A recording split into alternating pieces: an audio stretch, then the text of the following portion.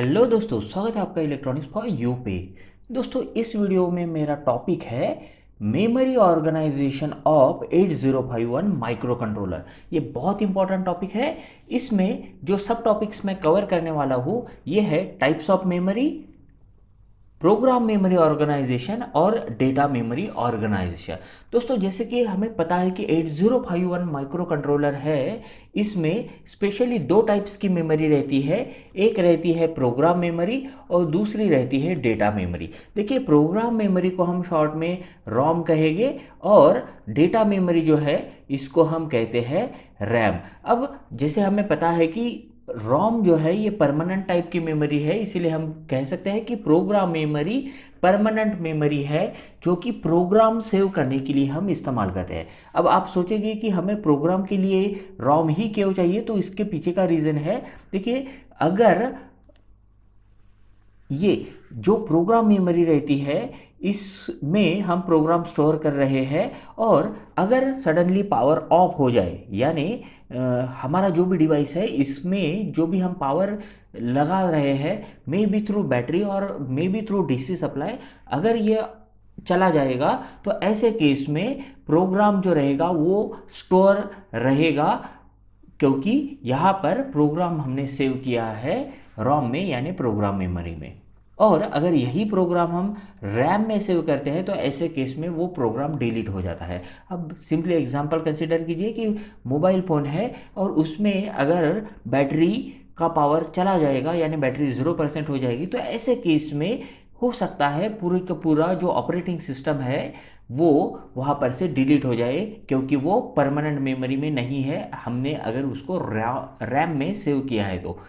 इसीलिए हम permanent data को स्टोर करने के लिए ये जो रॉम रहती है इसको यूज़ करते हैं। अब इसी तरह से जो डेटा मेमोरी रहती है ये टेम्पररी डेटा को स्टोर करती है, जो कि इंटरमीडिएट रिजल्ट और टेम्पररी डेटा को स्टोर करने में हेल्प करेगा। और depending on the model of 8051, देखिए ये जो रहेगी प्रोग्राम मेमोरी और डेटा मेमोरी, इसकी कुछ कैपेसिटी रहेगी। जैसे कि रोम की कैपेसिटी 4 KB या 8 KB तक रहती है, और इन केस ऑफ 8051 जो रैम रहती है ये 128 बाइट या फिर 256 बाइट की रहती है। देखिए, यहाँ पर बाइट की बात कर रहे हैं, ना कि किलो बाइट या फिर मेगाबाइट्स की। तो हमारा रैम जो रहता है 8051 के केस में वो कम रहता है। अब देखिए, यहाँ पर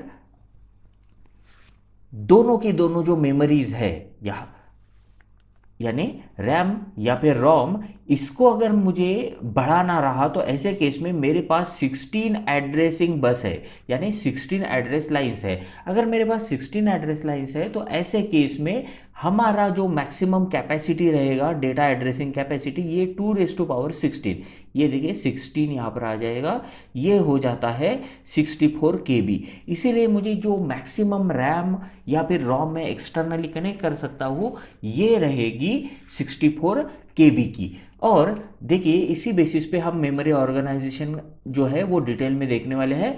हमारी मेमोरी 8051 के केस में डिवाइड करते हैं हम प्रोग्राम मेमोरी और डेटा मेमोरी में। प्रोग्राम मेमोरी बाय डिफ़ॉल्ट हम कंसिडर करेंगे कि ये 4 KB की है, कुछ वर्जन्स के लिए ये 8 KB की रहती है, लेकिन हम 8051 के स्टैंडर्ड वर्जन में इसको 4 KB कंसिडर करते हैं। और रैम यानी प्रोग्राम डेटा मेमोरी जो है ये है यहाँ पर 128 बाइट की, और दोनों जो एक्सटर्नली हम एक्सपांड कर सकते हैं ये है 64 KB की। अब बात करते हैं सबसे पहले प्रोग्राम मेमोरी ऑर्गेनाइजेशन, यानी रोम का ऑर्गेनाइजेशन हम यहाँ पर देखेंगे। जैसे हमने प्रीवियसली कहा है कि ये डेटा परमानेंटली स्टोर करने के लिए हम प्रोग्राम मेमोरी का इस्तेमाल करते हैं, तो मोस्टली हम यहाँ पर प्रोग्राम स्टोर करेंगे। इसके अलावा इसको हम लुकअप टेबल जो रहते हैं प्रोग्राम में जिसे हम यूज़ करते हैं उसको भी सेव करने के लिए इस्तेमाल करते हैं। तो लुकअप टेबल और प्रोग्राम सेव करना है तो उसको परमानेंट मेमोरी, प्रोग्राम मेमोरी में हम सेव करेंगे। अब इसका जो ऑर्गेनाइजेशन है देखिए कुछ इस तरह से है। हमारे पास जो इंटरनल मेमोरी है वो रहती है 4 KB, और हम एक्सपांड कर सकते हैं इसको अप टू 64 KB। तो मैं एडिशनल 64 KB की मेमोरी यहाँ पर लगा सकता हूँ। अब देखिए हमारे पास इंटरनल तो 4 KB की है और साथ में एक्सटर्नल हम 64 KB तक यहाँ पर लगा सकते हैं। अब प्रॉब्लम आएगा कि हमारे पास इंटरनल मेमोरी हम यूज़ कर रहे हैं या फिर एक्सटर्नल प्रोग्राम मेमोरी यूज़ कर रहे हैं, इसको डिस्टिंग्विश कैसे करें। तो इसके लिए एक पिन यहाँ पर रहती है 8051 IC पे, वो है EA बार करके पिन। ये EA बार जब ज़ीरो रहेगा, ये बार इक्वल टू ज़ीरो, देखिए एक्सटर्नल एक्सेस है, ये यहाँ पर बार आया है, इसका मतलब ये एक्टिव लो सिग्नल है। यानी एक्सटर्नल एक्सेस एक्टिव कब हो जाएगा, जब यहाँ पर हम ज़ीरो अप्लाई करेंगे। तो ज़ीरो अप्लाई करेंगे तो ऐसे केस में सिर्फ एक्सटर्नल मेमोरी जो हम कनेक्ट कर रहे हैं वही एक्सेस होगी।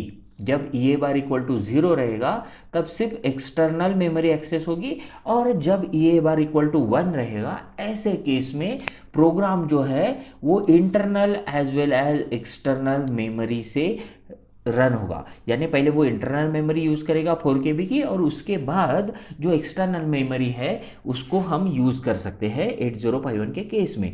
और दोनों केस में देखिए हमने अगर एक्सटर्नल मेमोरी कनेक्ट की है तो ऐसे केस में पोर्ट 0 और पोर्ट 2 जो है हम IO के लिए यानी इनपुट आउटपुट कनेक्ट करने के लिए नहीं इस्तेमाल कर सकते, क्योंकि ये हमने ऑलरेडी इस्तेमाल किया है यहाँ पर मेमोरी कनेक्ट करने के लिए। और इसके अलावा हमें दो और पिंस लगेगी, एक रहती है ALE और दूसरी रहती है PSEN बार।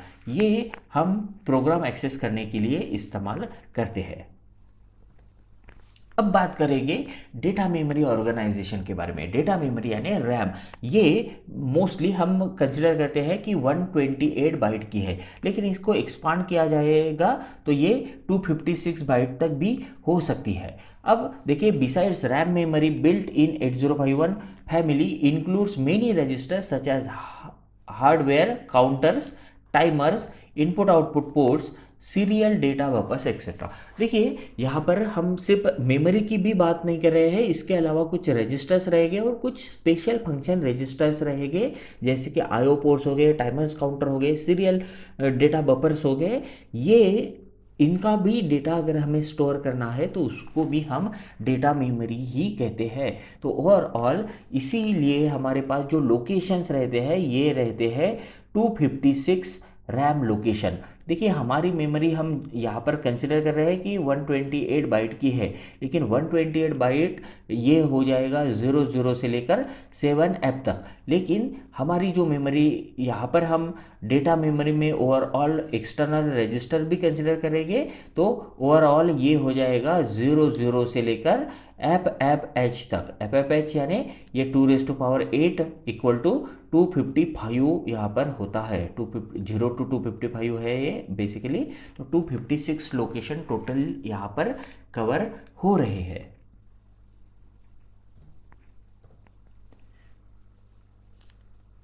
देखिए यही मैंने बताया कि 0 to 7FH हमारे पास 128 रजिस्टर रहेंगे, और 7F के आगे यानी 80 से लेके FFH तक हमें फिर स्पेशल फंक्शन के ब्लॉक्स रहेंगे। अब देखिए ये जो डेटा मेमोरी रहती है ये मेनली 3 पार्ट्स में हम डिवाइड करते हैं, और चौथा पार्ट मैं फिर से इसे बाद में एक्सप्लेन करूंगा। लेकिन मेन 3 रैम सेक्शंस रहते हैं।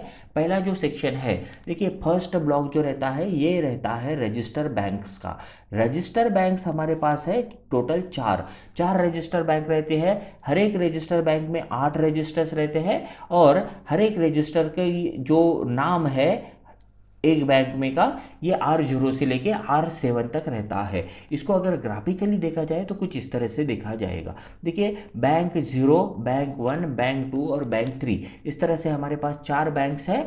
चारों रजिस्टर बैंक में जो रजिस्टर्स है यहाँ पर आप देख सकते हैं R0 to R7 ये 0 में, R0 to R7 ये 1 में, R0 to R7 2 में, और R0 से लेकर R7 तक हमें रजिस्टर बैंक 3 में ये रजिस्टर्स मिलेंगे। और इनके एड्रेस भी बहुत सिंपल है, ध्यान में रखना। देखिए सिंपली हमें 00 से शुरू करना है, 01, 02, 3, 4, 5, 6, 7 ये हो गए टोटल 8 लोकेशंस। तो ये हो गया एड्रेस फॉर बैंक 0। अब 7 के बाद आता है 8, 9 और उसके बाद एज ये हेक्साडेसिमल नंबर है तो यहाँ पर 0A, 0B, 0C, 0D, 0E और 0F यहाँ तक ये हेक्साडेसिमल नंबर रहेंगे, तो ये हो जाएगी रजिस्टर बैंक 2। सिमिलरली 10 से लेकर 17 तक ये रजिस्टर बैंक 3 रहती है और 18 से लेकर 1F तक रहती है रजिस्टर बैंक 3। तो इस तरह से हमारे पास 4 रजिस्टर बैंक रहेगी, हर एक रजिस्टर बैंक 8 बिट्स की रहेगी। अब बात आएगा कि हमारे पास 4 रजिस्टर बैंक है, तो ये रजिस्टर बैंक हम यूज़ कैसे कर सकते हैं, तो उसके लिए हमारे पास PSW रजिस्टर यानी प्रोग्राम स्टेटस वर्ड जो रजिस्टर रहता है उसमें से 2 पिन्स काम की है, जो रहती है RS0 और RS1। यहाँ पर ये RS0 चाहिए था, तो RS0 और RS1 जो रहती है ये इसके बेसिस पे हम इनको सिलेक्ट करते हैं। ये देखिए इनका 00, 01, 10, 11 यानी रिस्पेक्टिव इनकी अगर डेसिमल वैल्यू कंसिडर करते हैं तो 00 का मतलब 0 होता है, ये 1 होता है, ये 2 होता है और ये 11 के लिए 3 होता है। तो ओवरऑल आप देख सकते हैं कि रजिस्टर बैंक जो है 0, 1, 2, 3 इसी तरह से सिलेक्ट होती है रिस्पेक्टिवली। ये सिंपल एड्रेस है जो ऑलरेडी मैंने प्रीवियस इसमें भी दिखाया था, अब यहाँ पर वो आपको क्लियरली दिख रहा होगा। नेक्स्ट जो है यह है second memory block. Second memory block शुरू होता है 20 से लेके 2FH तक, यानी यहाँ पर ये 16 लोकेशंस होल्ड करता है। अब ये जो मेमोरी ब्लॉक है वेरी स्पेशल मेमोरी ब्लॉक है, क्योंकि ये बीट एड्रेसेबल मेमोरी ब्लॉक है। बीट एड्रेसेबल होने के कारण हम कह सकते हैं कि इसका एड्रेस 20 से 2F तक अगर हम लेते हैं और बीट ये हो जाएगा 16 बाइट है, तो 16 मल्टीप्लाइड बाय 8 ये हो गए ओवरऑल फिर से यहाँ पर 128 मेमोरी लोकेशन। तो इस तरह से हमारे पास फिर से 128 मेमोरी लोकेशंस है, लेकिन ये मेमोरी लोकेशंस बिट एड्रेसेबल है, इतना आपको ध्यान में रखना है। देखिए ये 20 से लेकर 2F तक है, अगर हम इसको बिट वाइज डिवाइड करें तो 00 से लेकर 07, 08 से लेकर 0F तक, इसी तरह से ये 7F तक इंक्रीज होगा। जो मैंने ऑलरेडी बताया 128 को हम हेक्साडेसिमल में लिख सकते हैं 7FH। तो इस तरह से ये इसका रिस्पेक्टिव एड्रेस है। ठीक है, ये जो रजिस्टर्स रहते हैं ऐसा ज़रूरी नहीं है कि सिर्फ बिट एड्रेसेबल ही है तो हम उसको बिट एड्रेसेबल ही इस्तेमाल कर सकते हैं। ये bit addressable as well as byte addressable रहते हैं। तो यहाँ पर जो एड्रेस इधर दिए हुए हैं, लेफ्ट साइड पे जो एड्रेस दिए हैं ये बाइट एड्रेसेबल है, और ये जो ब्लॉक्स में अंदर जो एड्रेस दिए हैं 0 से लेकर 7H तक, तो ये बीट एड्रेसेबल है। इस तरह से ये जो मेमोरी लोकेशंस रहता है ये bit as well as byte addressable रहेगा। बीट ऑपरेशंस जो है ये मेनली यूज़ करते हैं हम कंट्रोल ऑपरेशन में, यानी अगर हमें कोई पर्टिकुलर बीट ऑन ऑफ करनी है, उस पर फंक्शन करना है, कुछ कैलकुलेशन करना है जिसमें हम मेनली कंट्रोल ऑपरेशंस यूज़ करेंगे, तो ऐसे केस में ये बीट एड्रेसेबल मेमोरी लोकेशंस है, ये काम में आते हैं। थर्ड जो ब्लॉक है, देखिए फर्स्ट ब्लॉक हो गया रजिस्टर बैंक का, सेकंड ब्लॉक हो गया बीट एड्रेसेबल रजिस्टर का, और थर्ड ब्लॉक जो रहता है ये बिल्कुल रैम है, प्योर रैम, जिसको हम स्टैक्स के लिए यानी सीक्वेंशियल डेटा स्टोर करने के लिए इस्तेमाल करते हैं। और इसका जो एड्रेस है ये 30 से लेके 7FH तक है। देखिए लास्ट एड्रेस यहाँ पर 2F था सेकंड ब्लॉक का, तो 2F के आगे आएगा 30H, और टोटल यहाँ पर 80 लोकेशंस है जो कि बचे हुए हैं 128 में से। तो 30 से लेकर 7FH जो है ये थर्ड मेमोरी एड्रेस है जो स्क्रैच पैड रैम करके पहचाना जाता है। तो ये आप यहाँ पर स्क्रैच पैड रैम देख सकते हैं, जो सिर्फ कंसेक्यूटिव डेटा जो सीक्वेंशियल डेटा रहेगा उसको स्टोर करने के लिए हम इस्तेमाल करते हैं।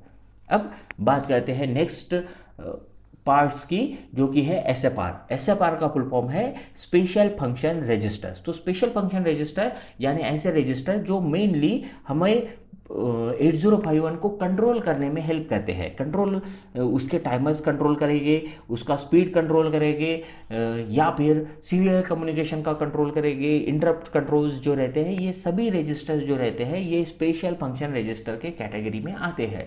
और स्पेशल फंक्शन रजिस्टर्स को अगर हमें एक्सेस करना है तो हमारे पास डायरेक्ट एड्रेसिंग मोड है। एड्रेसिंग मोड क्या रहती है तो ये मैं डिटेल में आने वाले वीडियोस में क्लियर करूँगा। देखिए ये जो रजिस्टर्स अवेलेबल है उनके रिस्पेक्टिव एड्रेस कुछ इस तरह से है। आप यहाँ पर देख सकते हैं कि कुछ कुछ जो लोकेशंस है वो एम्प्टी है, लेकिन आप इसको इस्तेमाल नहीं कर पाएंगे। ये इंटेल माइक्रो कॉरपोरेशन ने खुद के यूज़ के लिए यानी फ्यूचर पर्पस के लिए रखे हुए हैं। तो इस तरह से हमारे पास SFR यानी नेक्स्ट 128 लोकेशन रहेगा। ये जो नेक्स्ट 128 लोकेशन है ये शुरू होता है 80H से और एंड होता है FFH से। इस तरह से हमारे पास 256 टोटल लोकेशंस आ गए। ये उसमें से ये SFR के लिए ओवरऑल रहते हैं 128 लोकेशंस। इसकी जो क्लियर डायग्राम है आप यहाँ पर देख सकते हैं सेम, ठीक है। और यहाँ पर उसके पर्टिकुलरली एड्रेस भी देख सकते हैं। फिलहाल मैंने स्पेशल फंक्शन रजिस्टर के को एक्सप्लेन नहीं किया है, लेकिन आप यहाँ पर देख सकते हैं ये पोर्ट 0 का एड्रेस है, ये स्टैक पॉइंटर, डेटा पॉइंटर का लोअर और हायर बाइट, फिर देन टीकॉन, टीमॉड, ऐसे वेरियस रजिस्टर्स है जो स्पेशल फंक्शन रजिस्टर्स कहलाते हैं। तो इस तरह से हम शॉर्ट में कह सकते हैं कि 8051 का जो रैम है या फिर डेटा मेमोरी है इसका डिवीजन पहले तो रजिस्टर्स बैंक्स में है, ये फर्स्ट पार्ट हो गया। देन बीट एड्रेसेबल रैम आपको मिलेगी, ये 16 लोकेशंस है, यहाँ पर ये 32 लोकेशंस थे। और स्क्रैच पैड रैम के ओवरऑल 80 लोकेशंस हमें यहाँ पर मिलते हैं। इसके अलावा 128 लोकेशन जो है ये स्पेशल फंक्शन रजिस्टर्स के रहते हैं। इस तरह से ओवरऑल हमारे पास 256 बाइट का रैम हो गया। लेकिन देखिए यहाँ रैम यहाँ पर ही एंड नहीं होता है, हमें कुछ और डेटा मेमोरी यहाँ पर मिलती है। देखिए डेटा मेमोरी में एक सेक्शन और है जो कि है ये वाला एडिशनल ब्लॉक ऑफ मेमोरी। देखिए यहाँ पर हमने ओवरऑल बताया कि हमारे पास 128 बाइट की रैम है, लेकिन 128 बाइट अगर हमें इनफ नहीं लगता है तो ऐसे केस में हमारे पास और रैम अवेलेबल है, लेकिन वो कुछ वर्जन्स में माइक्रो कंट्रोलर के 8051 फैमिली के, तो वो है नेक्स्ट 128 लोकेशन। अब नेक्स्ट 128 लोकेशंस है तो सही, लेकिन हमारे पास डेटा लाइन्स रहती है 8 और 2⁸ होता है 256 बाइट। अब 256 बाइट को अगर हमें एक्सेस करना है तो ये 128 बाइट एडिशनल यहाँ पर हो जाएगी, तो हम उसको एक्सेस नहीं कर पाएंगे।